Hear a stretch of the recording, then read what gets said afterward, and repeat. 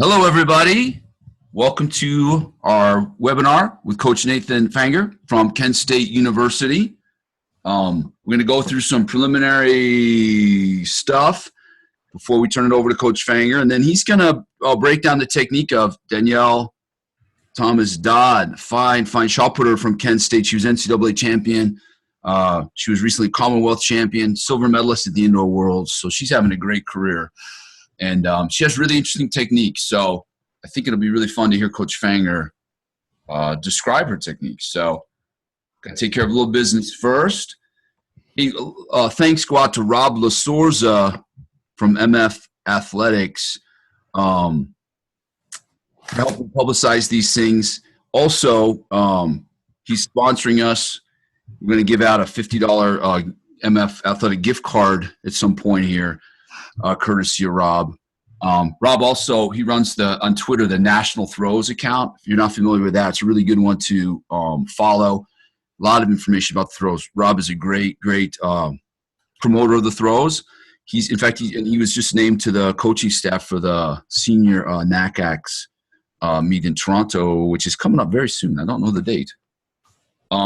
Speaking of MF Athletics, if you're anywhere in the Chicago area, they're having a 3-day functional training summit starting tomorrow morning, and Rob is offering a free pass. If you're viewing this webinar, just email him, and he'll hook you up with a free pass for that thing. And there's some great presenters, Mike Boyle, Gray Cook, whole bunch of others. I'm going to go tomorrow and Saturday, and highly recommended. So let me give you That's Rob's name and his email right there again. So you want to email him. You want to email him probably tonight so he can make those arrangements. But if you're viewing this webinar, he'd be happy to get you a pass.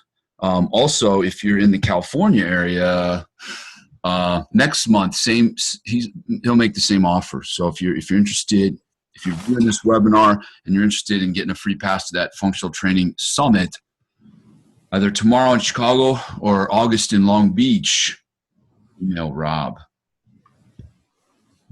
Hey, this webinar is brought to you by mcthrows.com. We have a website where we try to write about the throws as much as possible and promote them. We were at the National Championships in Des Moines this past June, posted a lot of interviews with throwers, some articles about throwers.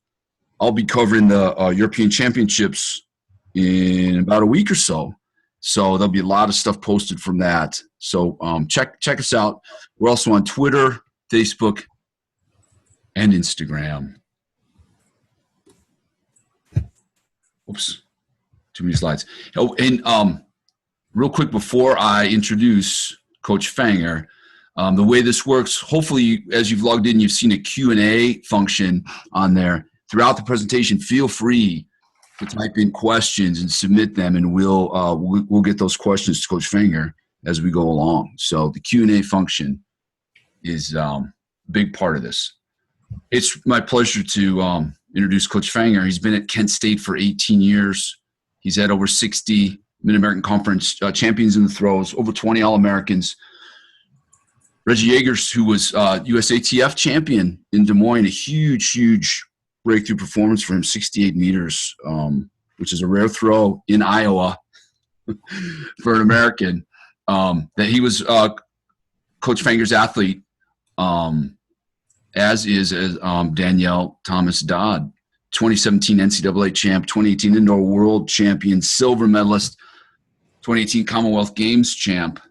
And Danniel is continuing to train with Coach Fanger, so he is the world's foremost expert on her technique. I first talked to Coach Fanger about this a year ago. Last September, we did an article where I gave him a bunch of still photos of Danniel and asked about the positions in her throws, and he explained it in great detail. So I think you're really going to like this. It's a really interesting take on rotational shot putting. So the way we're going to do this is we're going to start with this video of Danniel, and we're just going to go through it kind of position by position. I'm going to ask Coach Fanger to jump in and explain. And again, as you have questions, just type them in and we'll get them to Coach Fanger. Coach Fanger, are you ready? I am ready. I appreciate it. We're really happy to have you. Thank you for doing it. I appreciate you guys having me, man. I appreciate it, Rob. Thanks for the help, bud. Hey, so here's Danielle at the Outdoor Worlds throwing in the pouring rain, and she did great. This is not her best throw of the night, I don't think, but still a pretty good one. And it's just a great view. So I thought we'd start with this one. And again, if we need a side view, we can provide that as well. But let me just mess with the speed real quick. Slow that down. Hey, so let's start out from the back of the ring with her wind up. Now, there's a lot of different ways that throwers wind up, right? Just like baseball players in the major leagues, when they get in the batter's box, there's a lot of different approaches of how they get set up for a throw. Yep. Oh, for sure. Yeah. Can you talk to us about what, how we started out? Yeah. I mean, the thought process to begin her career was to kind of stay as tall as she could up on that left side. If she dropped too low, because she was a really good discus thrower as well, and she would have a hard time kind of following in between both techniques. If she would drop too low like she does on the discus, then she would overdrive the discus ring or overdrive the shot put ring and end up creating big throws but big fouls as well. So you can kind of tell a little bit that she tries to keep her posture relatively tall as she's winding that shot put back and keeping it back behind her, keeping that elbow back. She tries to keep her posture tall. That's really what's key. If she breaks it down too low, and I think she actually, in all honesty, I think she did here a little bit because the rain kind of changed. When it's drier and she's more confident coming out of the back of the ring, then she can really drive out that left aggressively. Here wasn't as much, and so she drops down a little bit. But that's our goal, is always to try to stay up a little higher left side, so when she actually gets that momentum going from her left arm, that she can find a better center point in the middle. Okay. So an intentionally kind of tall windup. Now you brought up a really key point there when you mentioned the left arm and momentum. Can you talk about how you guys use that, how you want her to use her left arm to create momentum for the throw? Well, you can see it's got kind of go back. So right there, come back a little bit, go back a few frames, and then kind of do that a few times. And you can see her wrist and her foot. So when that left foot goes, the wrist point on her hand and the turning of that foot almost time out together. So that's what we really try to do, is we have that knee drop in while the left arm swing past, and it really helps her generate her momentum. Now, most guys, and I've talked about it a few times to a few people, is she's just not an extremely tall athlete. She's not very big. And so the one key factor that she had going when she was young was she was just crazy fast and dynamic. So that was kind of what we did to get her through some of the hurdles early on before she started getting really strong, was allowing that left arm to sweep out, that drop in with the knee, which really created some momentum going forward. And that was kind of how we started things out a little bit. And it became a little bit of a troublesome thing in the middle of the ring because of how much she's actually falling towards the center point, because we've got a little bit of an overdrive. But as she got stronger and was able to control, let that go a little bit now. Okay. Let that go to the center point. So when she gets to the middle, you can see how she's kind of got to re-grab her left arm. So she let it pass hard, but the real key on her technique is, even though we're swinging out with that left arm out of the back to create that momentum, if she doesn't have the capability to bring that left arm back in the center point to hold the momentum and stop it for that millisecond, then everything's at loss. So it is very an abnormal technique, but it definitely has worked for that nice swing, sweep motion right there out of that back of that ring, for sure. So is she intentionally throwing that left arm? Aggressively? The intent really comes from the leg.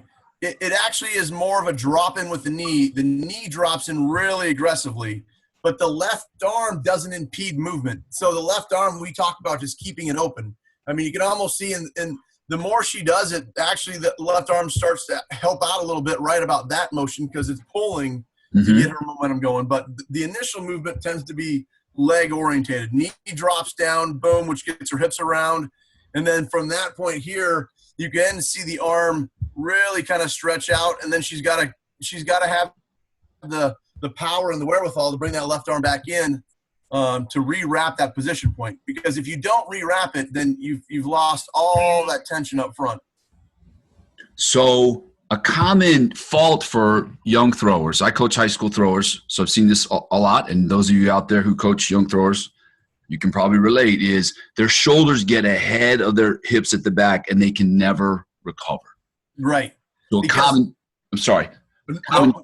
cue we use is to keep that left arm inside that, left knee. Yes. Yep. And I would do, it's like stair steps. I tell all my athletes it's stair steps. So if I was coaching a kid, and I coach high schoolers, I'd have my little weekly camps and I do summer camps, and we talk about the very, the common U.S. technique, which is keeping that back, not letting it swing past. See how she swung past there? Mm-hmm. We want to keep that shut most of the time. But the better you get as an athlete, the idea is to let that momentum take course. So I never start on the first step allowing them to let that left side go, because then they don't know where the legs are. If you teach them the arms first, they'll never understand the legs. So you'll start with the legs. But once they understand how to really create momentum and get off that left leg, I think it's actually relatively important to get that left arm going as well, because you're generating more momentum. You're generating more speed. Okay. So when Danniel came to you, did her technique look like this out of the back? No, she had just started rotating about 6 months, maybe 7 months before she came to me. So okay. She was a good discus thrower, so she had rotation ability, but she didn't really rotate in the shot put. She had just kind of switched up, so it was kind of new. So it was all kind of experimental. That's why we kind of played. It was really it was a challenge to figure out the difference between the discus and the shot put and how you could maintain one technique and kind of do something with the other technique. So it had its challenges, ups and downs. Like she ended up throwing her sophomore year, she threw like 190, 194 in the disc and was second at the NCAA championships her sophomore year in college. Wow. In the discus. And not many people know that. They just think her as a shot putter, but she was 194, 195 footer. And then once she hit that throw, though, I kind of knew that was probably very close to her peak in discus, because her stature isn't very big and you're only going to create so much whip. Right. We just kind of slowly transitioned to shot put, and she's obviously gotten a lot better and better and better. But we had to change some things around. So you arrived at this through the result of experimentation, trying to figure out what was best and most comfortable for her. Right. What was most comfortable for her. And I know for myself, though, I'm only 5'10".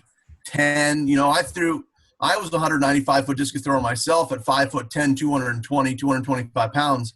So in order to me to get my momentum going, I had to do a very similar thing, is kind of let that left side pass and then re-catch it in the center to really get the catch back you need at the front. But I had to let it pass a little bit more aggressively than most 6'2", 6'4", 280, 290 pounders allow themselves to, Mm-hmm.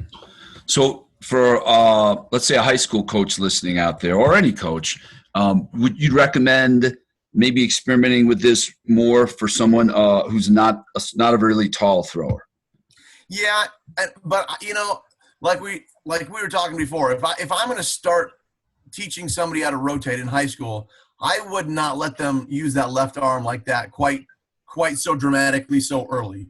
Okay. Always orientate. And what we do here, if you like right there, we would do like, just pause it for a second. Got it. Like that position right there is honestly what we've been doing. She came back. She was on like a 3-week tour. And so let me give you a backdrop of the last little bit of time with her. Once she left the country for the indoor world championships, she wasn't allowed back in the country because of her visa situation. And that was this winter and spring. This winter and spring. And she has a great husband who knows an awful lot about lifting and keeping her strong.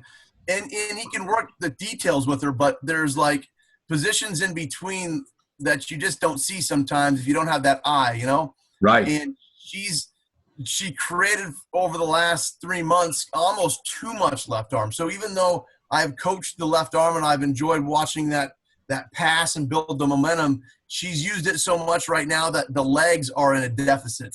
So it's almost like, you know, if you were to take a high school guy or a girl and say, hey, use this left arm, and you're leaving the left leg or your legs behind, you know, you're not really getting the idea or the true essence of what the shot put or discus throws are. You've got to start with the legs. So this is definitely not a starting, you know, step on learning how to throw the shot put, but it is definitely something. If you're a smaller statured athlete, if you get good at moving the body well and you're snappy, this could really pay dividends for you down the line for sure.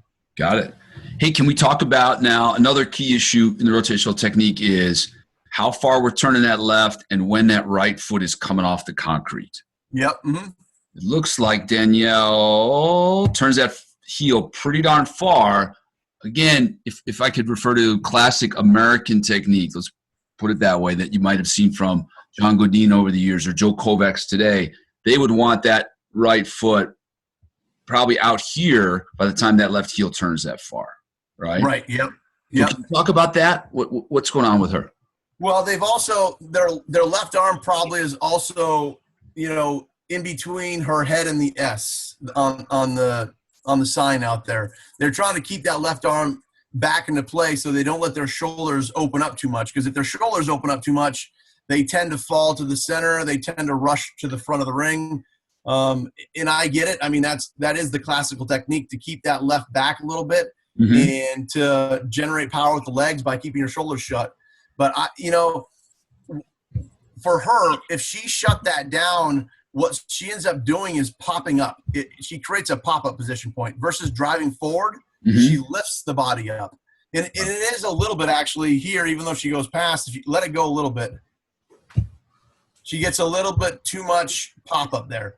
And it was because of a wet ring, and we had talked about this before she went out that day, was she wasn't going to be able to settle in that left as hard and drive forward, so she was going to have a little bit of poppy action. It's something that we don't try, because let it go a little bit more. Right? See how the left – now this, to me, the left leg in the technique that we're working really needs to be more down the right sector line or right at the official in the pink coat. She's got it. She, in my opinion, on that position is far too overdriven. Now, if you're on a classic technique, you still might be, you know, to the S or not even to the sector point yet, because you're trying to hold that position back. But again, that's the left arm allowing to go forward that creates that momentum, which is going to allow that left leg to stay on the ground a little longer than most want to. Right. But we also expect from that position point, so let it go a few motions forward, get back to that same position there, kind of drop in. Right. Boom. The left hang. And now when we get it off, really the key for her is getting the left off and down. It's left to left, I call it. So left, and then you could just see that left come up and let it go a few more frames, boom, and get down as quick as possible. Now, when she came down on that one, like you said, it wasn't the best throw that she had in her series. So come back a little bit. Just kind of watch that left side. So the left is going to snap really hard up and around a little bit. Now, right about, keep on going, right there is where the left should be down with that arm back behind her, but she's got too much of a hang position point there. So not quite optimal what we want fully from her, but those are, you know, kind of what we're working on, is to try to get the left leg down with that upper body back. So keep on going, and right about, keep on going, right there would be good. If she had that left leg grounded right now, then she would have a ton of torque behind the position. Go a frame up a little bit. There, see how she kind of, once that foot came down and she started putting pressure on it, she kind of loses that tension a little bit. And because of that, she's going to kind of pop back. It's more, she kind of pops up in the air versus having that double support leg. She needs to drive forward on there. It was a little late. Nathan, there was a question about a coach who's got an athlete who gets in the middle and unwinds his left arm early, loses torque. Are there any cues that you use to help that situation? I see. So go back to her starting position again. My biggest key for any athlete is to try to time up. You can see when the hand comes out and the left leg drops right there. Stop. See how they cut that right there. So if you've got an athlete that's at this point probably left hand too far forward, they're using their head and shoulders to get their momentum going. What I would do is, and I call this static start position points. And what we were doing today, I trained her today with an hour with almost static starts. You almost start in a discus or a shot put like this, no momentum going on. It really opens, and you can see how she's opened up with that left side. So they honestly have to kind of open their left up, no movement with the left arm, and then from that position right there, actually try to create momentum with the throw. And that is super difficult for a youngster to learn. The only way they're truly going to get momentum other than falling over by pushing their shoulders forward is getting off that left leg. So we do a lot of static starts. If we see an overdriven, like right there, that's just too much left. But yeah, the static start is what he would need to work on, I would say. Awesome.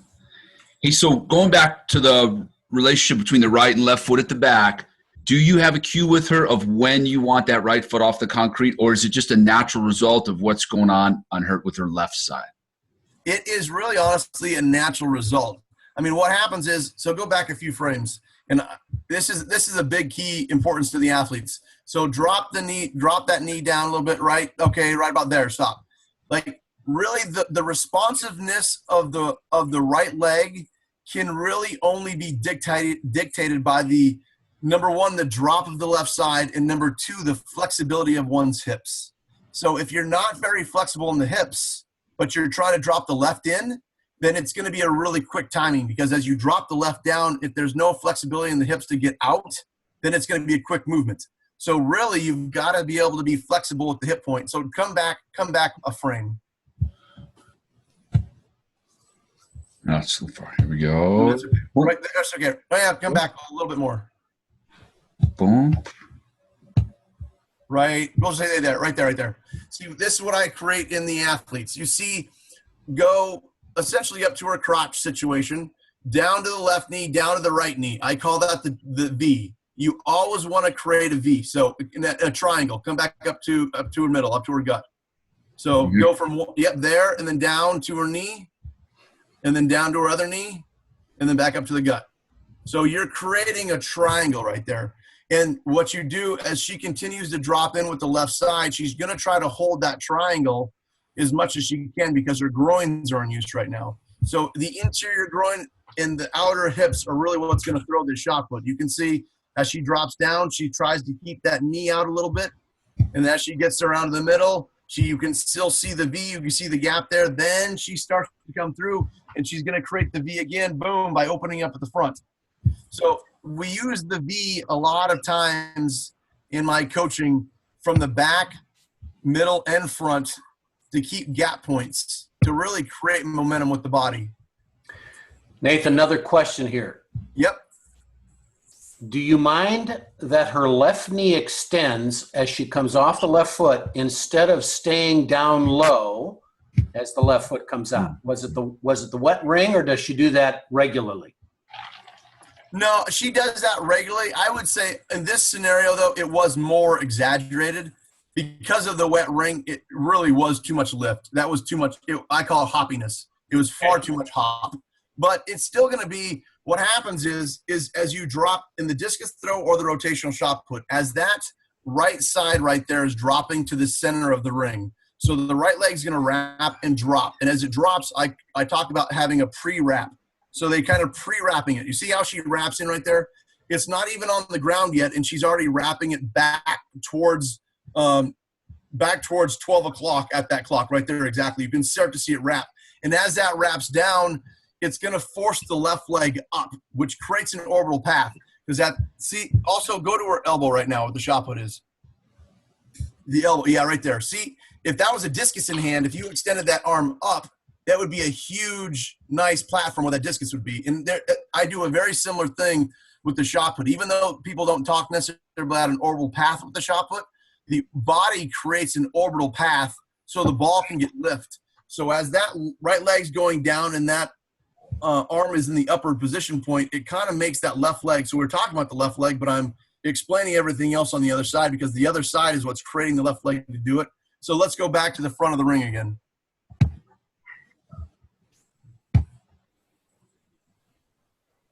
So it's going to drop down through the position point. Yep, keep on going. And then as the right starts to watch the right side. Okay, now go back. Go back a couple frames and watch the right side. Watch what the right side does, which effectively makes the left side do what it's going to do. So the right kind of wraps up and down. And that's what happens to the left leg. So the left leg responds to what the right does. The right wraps, pre-wraps in there, cuts at that center of the ring. Now, again, she did two hoppiness of here, which I was okay with just because the conditions she was in. But yeah, that's kind of what we are shooting for, that goal, just not maybe that dramatically up and down. Okay, so Tony, I think that covered your question.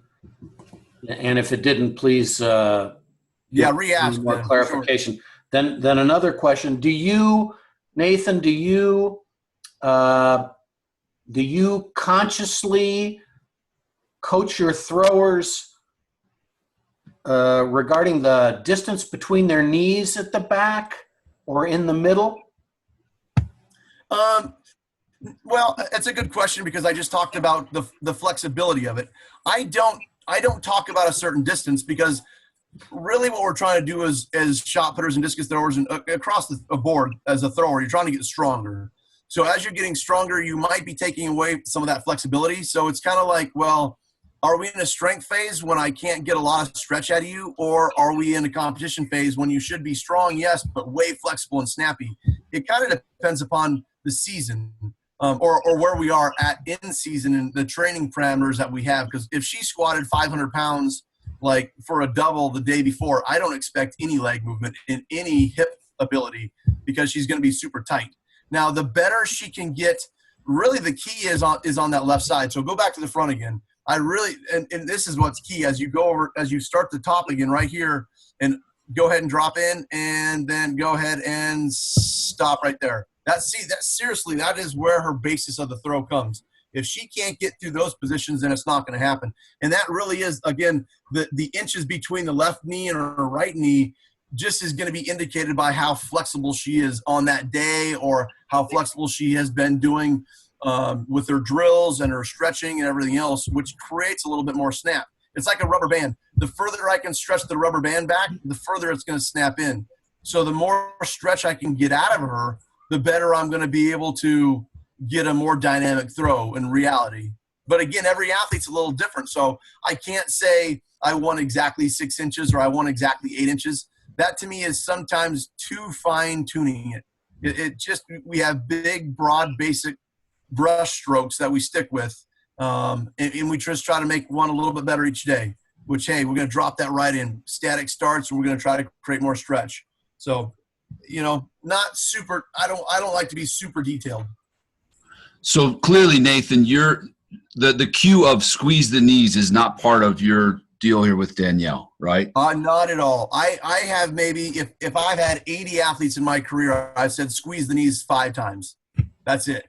Because the problem with squeezing the knees is if you get to the center point and you start to squeeze the knees, you also take your head and your chest with you 90% of the time because it doesn't give you a lot of stability. So most of my athletes, as they come around, if you looked at anybody, if you looked at Reggie on his lefty throw, the legs are going to be out because they're a little bit more stable and they're used more as a catapulting action. Now, I haven't had a 6'8" kid or a 6'10" kid where you can squeeze the knees because if you get too far out, you're going to overeat the ring. It really depends upon the body type of the athlete. But I like really the ecstatic, essentially what I say is you have an action for a reaction. Most of the time coaches have actions and then they want another action and then they want another action. I'm trying to give you, like, go ahead, go back up to the top again and start like we were going to start from the top.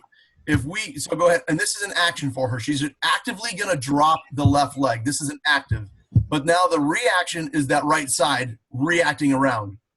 And then it's going to get to the middle where now she has to actively move the right leg. Even though it reactively got out of the back, she has to activate the right side to the middle, which then helped the left leg react. So it's one action helps the other side react. And it's an action for a reaction. If you're trying to find an action for an action, you're really you're inhibiting yourself from moving fast. Everything is speed. It's speed of release and throws. So you can see one. I'm sorry. Oh, go ahead. Nope. I was just going to say there's an action. There's a reaction. With a snap, there's an action. There's a reaction right there. And then just an explosive movement. Boom. Reactiveness. So you're not concerned with a certain width of the right leg sweep. The right leg is going to react to what the left side is doing. That's exactly. Yep. It's going to react. So if the left side is in its proper area, if it has stopped right and if it's done its action, the right side will be able to move far better. And then again, you're not concerned at this point what the left side is doing. You're concerned with doing the right side correctly, and then the left leg will follow. Exactly. Yep. Because then at the right side right now, if it comes all the way around, which it's going to, because we had already talked about it was a little too much hop. It was too much hop on the left side, right? So she got too high. If I got too high and I'm starting to come down that center point, so go back over there. We can watch where she messes up a little bit. She keep on going a little bit. Stop right there. So the left leg is facing far too over in this direction point, which is going to give too much lift. So go up a few frames now. Okay, there, stop. Okay, so now if I were going to have her land with the right side, I would probably have put the cursor. You see where the big shininess in the ring is? Here? Right there, yes. I would probably have her more facing that way. She is more facing 12, and I'd have her more facing this way. But so a little two-turned, too open. A little too-turned, exactly. A little too much. Yeah. Yep. But again, if you ground it too soon, you might end up pushing the shoulders over. You might shift the head too much. So it's kind of what she was doing on the day, but yeah, sometimes it's kind of, and again, I'm not necessarily looking for an exact position or exact inches off the leg. I do want to find center every time with the right foot, because if we can find center with the right foot, then we're going to find the power underneath the right leg. If she's not on center, then she has a tendency to really shift left in the middle there. Keep on going a little bit. Keep on going a little bit. You see how see right there. See how she tilted up a little bit in this position point? Go back a few frames now. I'm going to go up a little bit, a few more frames forward, right? And then a little bit more, right? Okay. When her left arm is facing the S, stop that camera. Okay. Yeah. Go back a little bit. Right there. Right there. Oh, I missed it. Sorry. No, you're good. Well, right there, a little right there. Boom. Right there. Okay. So you see how fast that is? Yes. If she could get the arm back, well, so the goal is right there. That's good. The goal is to try to get that left leg down. And we've had big throws where that left leg is down right now while that upper body is back that far. But you can tell because that's the torque action. If we allow the left arm to sweep out of the back of the ring, it's got to come back and catch itself at the front of the ring. And that's really the goal from that line right there. But if the left leg was down, that's the torque we're trying to create right now for a 20-meter throw. But you can see, because she jumped and was laid out of the back of the ring, come forward a few frames and watch what happens. She shifts up.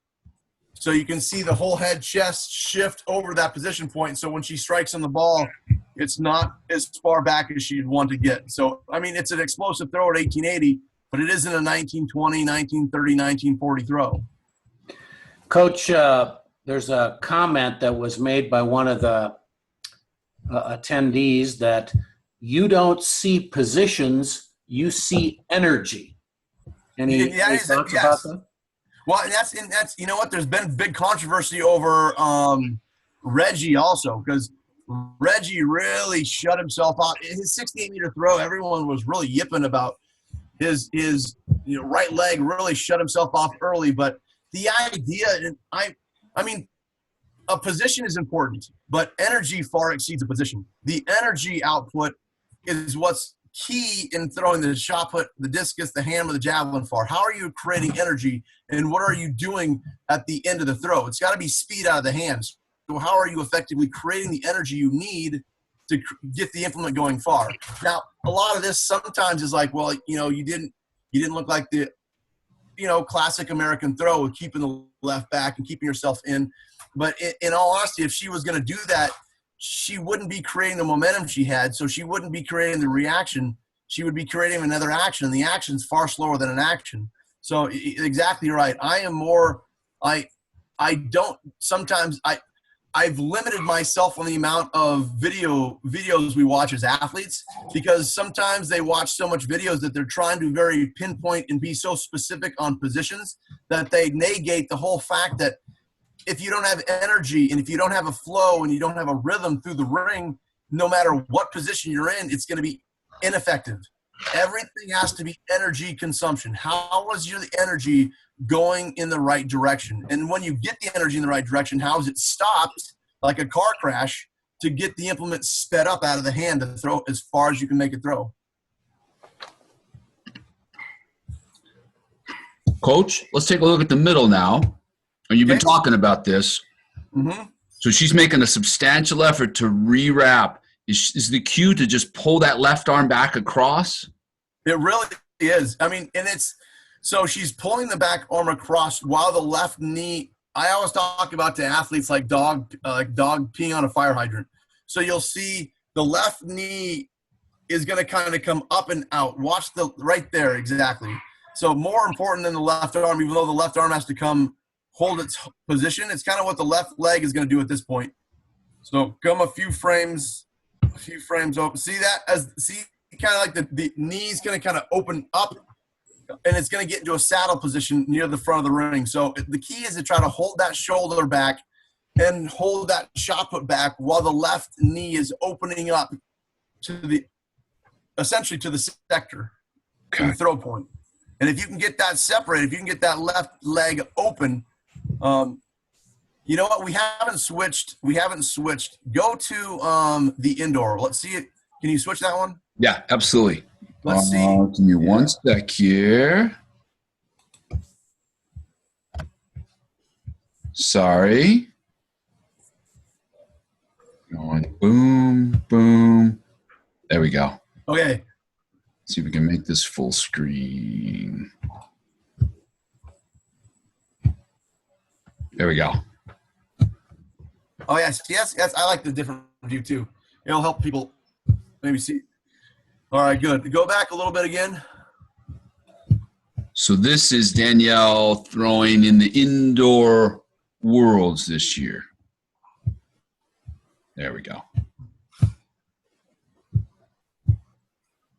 And from this, so we really try to get the left. So go back to that. Go back right to the middle point. Boom, the middle's going to land. I'm trying to get that left kind of open to the, I talk about, I tell my athletes big circle, little circle. And she's about a medium. And everybody's a little bit different. You got some big cats that are, say 6'4", 300 pounds. They're going to use a pretty big circle to small circle. She finds the center relatively well. So she goes medium circle to medium. But the idea on this one is watch when she gets centered, you really want to open up that left leg and get a big, nice, solid base. So she's coming in and it opens. See how she's opening up, but she's staying back. That's what's key. Is if you can, that's where the energy comes from.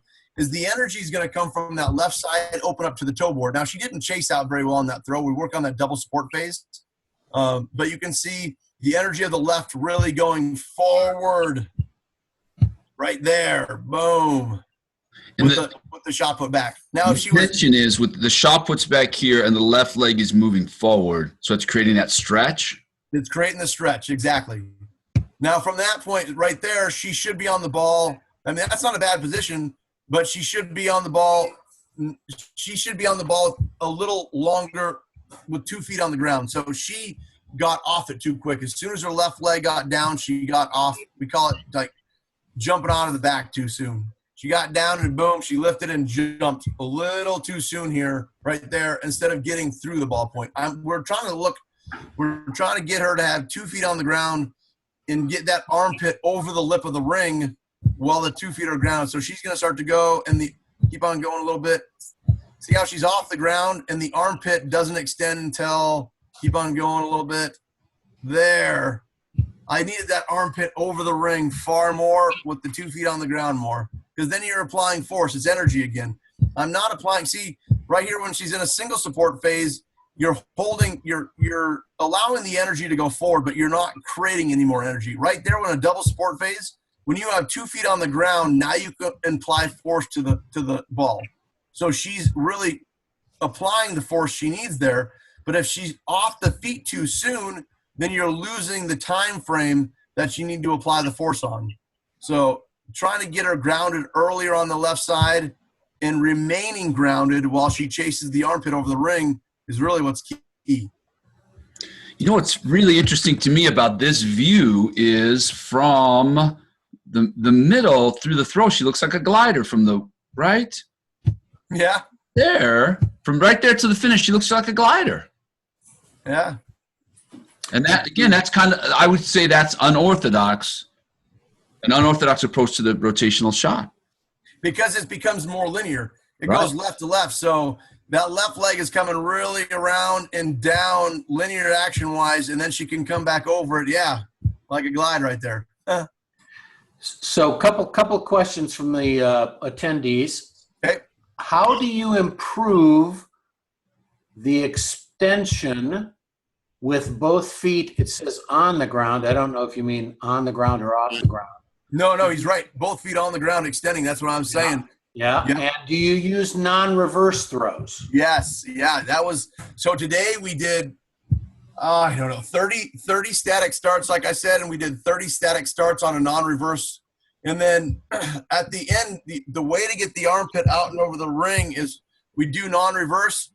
And then so keep on going a little bit right there. I would have her almost, like a javelin. Everyone has got to seen a javelin thrower. When they plant their left leg, they go through the javelin so far that they fall on their face.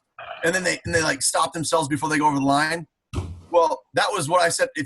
I didn't want her to fall on her face today, but she better have the idea of 2 feet on the ground, and she's got to chase on the ball up against her left leg so hard that she better think about falling on her face if we want to go throw 20 meters, because it's got to be in her head, because she's not very long armed and not very long legged, that you've got to use every bit of energy and every bit of length that the body can give you.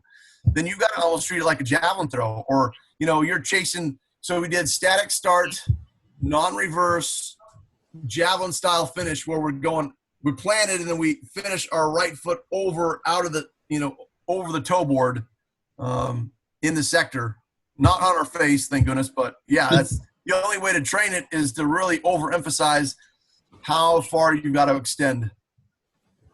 How about use of light and heavy implements, if you do that? And if you do, when do you do it? So in the fall, her light ball is her 10. The 12 ball is her normal. We use 14 for the mid-range heavy and 16 for the heavy. So we go up to a 16 and down to a 10. She does not touch a 4K until January. Right now when we're in season, because we're so far off the rhythm, the 10 pound, she warmed up with a 12 today with stand throws and South Africans. And then we went 10 for the majority of the day. That was her medium ball. And her 4K, when we were working on the extension point, was the normal ball. On Tuesday, we worked in the 3.5 and 3K, though, because we were trying to get a little bit of pop, a little bit of snappiness. So our ball ranges from 3K to 16. And how many throws we take on each ball really depends upon when in the season it is. In the fall time, it is really loaded with a lot of heavy implements. I think that the females get a lot better a lot better action when they're on heavier implements. The guys, when they're on heavy implements too long, they tend to wear down. The guys with their testosterone levels need to be able to mix in a little bit more lights and heavies together. The girls can stay on heavies for quite a while unless their technique starts to fall. If they go on a heavy, if she's going on a 12 and she's starting to compensate some of her technique because she feels heavy on it, then I've got to drop it down a little bit because I don't want to sacrifice technique for the weight of the implement. Several of the attendees are high school coaches. Okay. And are challenged by lack of facilities. Yes. When indoors, are there what I would call throwing drills that you might recommend or find important for those of us that find ourselves in the hallways from time to time? Yeah, you know what? I tell you what, this is no joke. I think, in all honesty, my opinion has been over the last 10 to 15 years that if you're not a disciplined athlete and you live in California, Texas, Florida, any of the hot states, you're gonna burn yourself out. Because I like the fact that I'm in the northern states.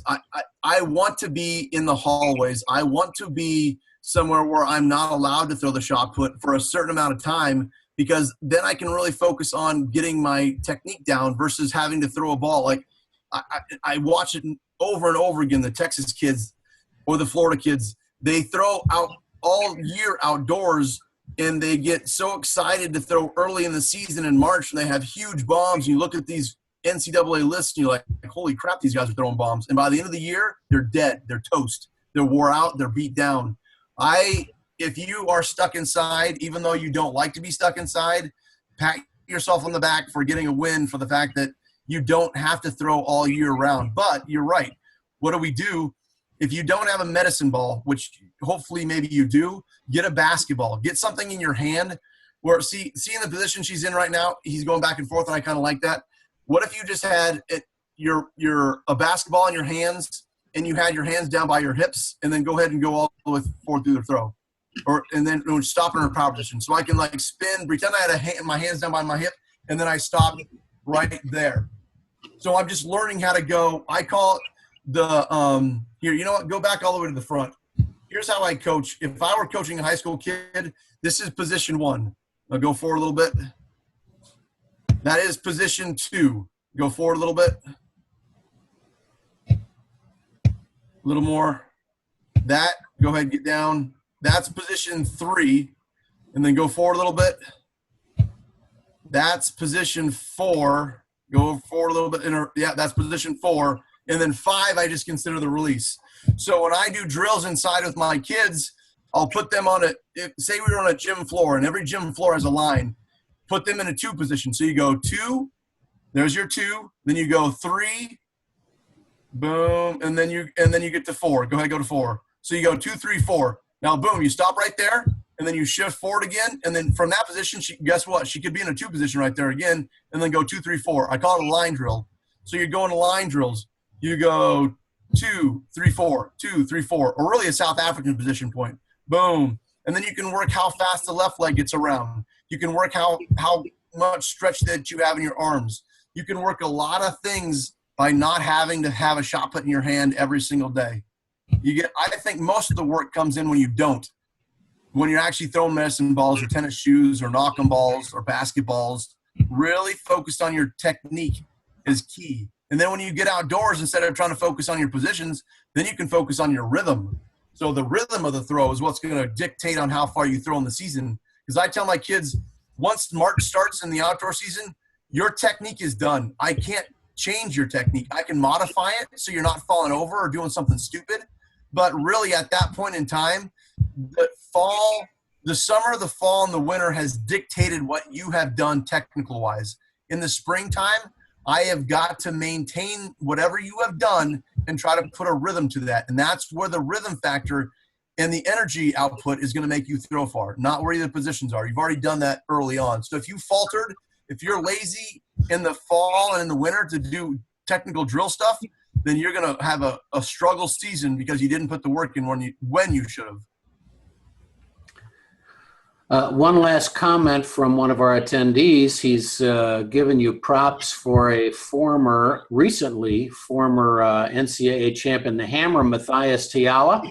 Oh, yeah. Mm-hmm. So we may ask you back to do a little hammer weight work too. Yeah. I think, crazy as it sounds, I think hammer might be almost one of my favorite ones to coach. Even though I'm really successful shot disc, I'd love to coach the hammer too. Yeah. Well, whoever give me props, appreciate it. And by the way, we've gotten a second to that request for hammer weight. Oh, nice. There you go. All right, we can do that. Cool. I got a little different take on it too. I mean, it's funny. I mean, I've listened to a lot of people, Judd and Stuart Togert, and I just kind of have a slightly different flair to it. So it'd be a good one to talk about for sure. Hey, Coach, I think we've touched on all the phases. Maybe we can just go back and do a quick review especially with this different angle.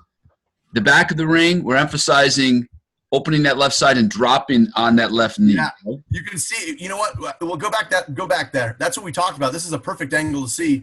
Remember what I talked about? So have her drop down. Look at the V. Look at that V. You know, yeah. The V. That's what I try to create in my athletes. If you can create that V, then you create the reaction. I'm trying to create a reaction. So I make them act. The left leg dropping and the right side or the left side's arm sweeping out creates a reaction. That's their action. If they can do that, then they're going to get a reaction. It creates all this tension in here, and that kind of pulls the right leg off. Exactly. Yep. So there's another question that's kind of getting at the need for balance and speed around the left, and it kind of concludes with a question about, does she throw a lot of South Africans, work on sprinting through the middle, those kind of throw dynamics? You know, it depends. It really depends where we're at. Like today, we really did do a lot of South Africans because she's, for whatever reason, again, her technique's not bad right now and her power level's not bad right now, but she just doesn't have that rhythm or drive right there from the left down off to get down. So she's not getting that stretch she needs. So it really depends where she's at. If we're in the fall season and we're trying to really create more stretch, then we kind of do what I call a drop-in or a step-in South African. So it's almost like instead of being a traditional South African, like say right there, stop right there. So traditional South African might have the right foot out of the ring and you kind of sweep through and kind of jump in. Go ahead and go to the middle of the ring. What we do is we get to the middle of the ring, stop it right there. So I have her right here. What she'll do is she'll rock back and forth. So she rocks down on her right, back on her left, down on her right, and then when she's ready to rock off, she rocks off that left side and really uses a dynamic pop. So it's kind of a rock-in South African versus a normal classic South African. So she's starting in a position similar to this, and she's going rocking forward on the right, then back on her. Exactly. It's kind of like both. So it kind of go up and down. You'll see the right off, then left off, then right off, then left off. And then right when she just puts that right down hard, then boom, that left leg snaps off. So she likes to do that a lot. She really digs that. That, in all honesty, how awkward it sounds, that position has really helped us out through the year. This little rock-in South African thing she did. Do you, another question, do you work specifically on, in the middle of the ring as she's re-wrapping, how she maintains her speed while she's waiting for her left leg to touch in the front? Yeah, that is, in all honesty, if she wants to become a 20-meter thrower or a 21-meter thrower, that's got to be where she's at for the next two years before Tokyo, because you can kind of see she stalls out a little bit there. If she was able to really we talked about ground contact. The only way you're going to get the energy and the power up and through the ball is how much ground contact you're putting through the concrete. And so if you're in the middle of the ring and you're just letting yourself skate by right there, then you're not down and creating a loaded spring position point. So they kind of go co-tandem. You've got to be able to hold that center point. So go back, get to the middle and we're trying to get to the middle and then stop when she's in the middle. So keep on going, boom, and stop right there. We're trying to hold that position point. And at that position, like you said, now let it go a little forward a little bit more. The idea is to keep both feet on the ground. If she were to continue to maintain that foot position while she was turning out, she would throw 20 meters tomorrow. But you can see how she lifts up a little bit early. That is really what's key, is to try to keep her on the ground while she's doing it. So we're almost coming to like a javelin type theory of, hey, we've got to create this dynamic back right here. But when we get to the front, when that javelin thrower lands on the ground, how long, it takes them to keep that javelin through the release point. They've got to follow that tip all the way through. Well, you've got to follow the ball all the way through instead of reaching up and lifting off early. So it is, they're right. It's how you do it. And that's going to be a challenge, no question. Center is what's key, though. You got to find center right there, and then you got to have 2 feet on the ground while you continue to drive force forward. Basically, she turns into a glider once she gets to the middle of the ring. Yeah. It's really interesting. Yeah. True. They do her NCAA one. Okay. Give me 1 sec here. Boom, right there. While Dan's starting that up, does Danniel have plans to continue to throw both the shot put and the discus in what we would call her professional career? We wanted to this year, but with all the crap that happened with her visa, I did not get to see her enough by any stretch. So it wasn't like we could really program it in, but I do like, here's what's key for throwers. If you're a shot putter, you better be doing something else. You better be throwing discus, or you better be throwing hammer, or you better be doing long jump. Or if you're just trying to throw one event, the problem with one event is you overthink it. It becomes like this pretty little toy that you keep in your hand until you squish it. I mean, you're going to kill it. You overthink everything. You analyze everything. You try to videotape everything. Everything becomes like overpressured. So if you have a second event that keeps you athletic and having fun, then it really helps relieve the stress on your main event. So that's really what's key is having a secondary event that you enjoy. Unfortunately, this year, I killed us. I more frustrated than anything, but it's part of the game, man. She knows it. I'm trying to do the best coaching I can in the next 3 weeks here. If we can pull some magic out, then I'm going to consider the next 3 weeks my best coaching ever. But I don't know what we can do. We'll see. So here we go. Is this her best throw in the NCAA? I can't remember. I don't know. I think it is. Let's see.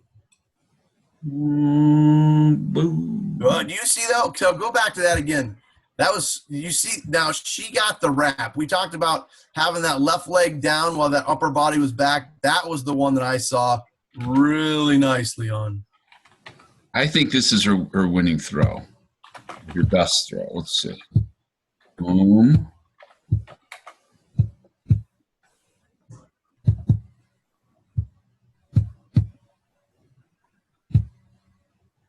She's got a lot of tension there. That's really what's key, is that tension. Left leg down, upper body back.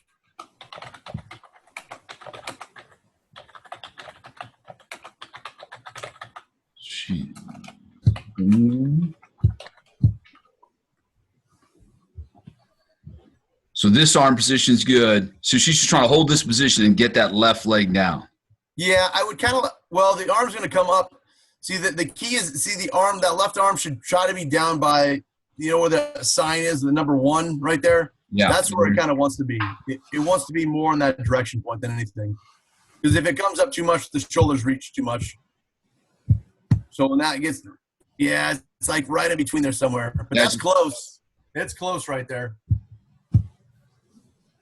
Yeah, as that arm, if she is able to hold that arm back a little longer, but I think she gets a really good double support phase and chases on this one out better than she did on the other ones.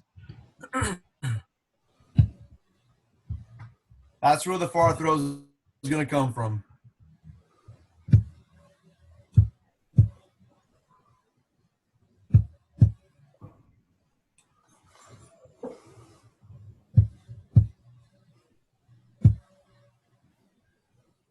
Yeah, it seems like her finish, like she got. I know I don't know if this is a generalization, but she got to the board. Like you said earlier, she was almost releasing the shot while she was back behind the toe board. Right. The armpit got out over. I call it the armpit. The armpit wants to reach out over the lip of that ring as far as it can go, really extending through. Yeah, you can see it. You can see she's going to be able to get through the ball up and over way better on her finish than the other ones. That's that. What again? It's kind of weird that I would allude to a javelin throw, but she's extending so well into the implement, really getting through the release point, right? That's like out to the direction. It's really the opposite of the idea of the rotational shot. It allows you to jump into the throw with both legs. Right. Yeah. Exactly. You know, it is kind of. It is. It's that glide shot, but where you're kind of coming back and extending out over, like you say.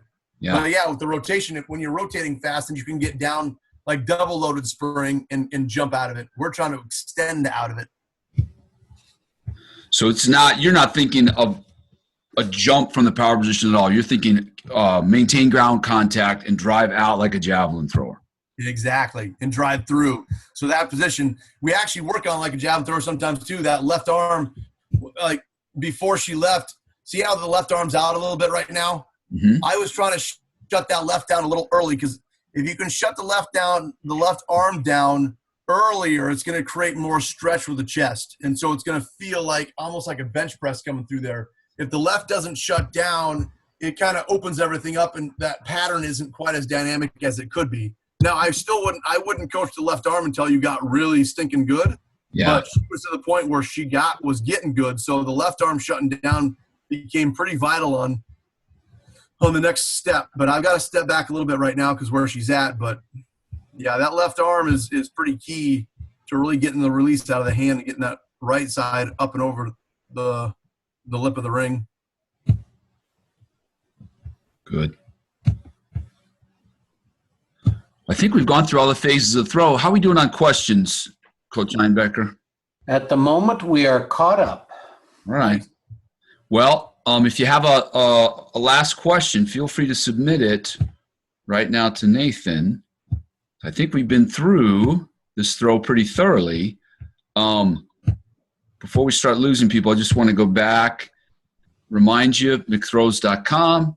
We'll be covering the European Championships very heavily. We try to get articles and interviews with throwers and throws coaches on there regularly.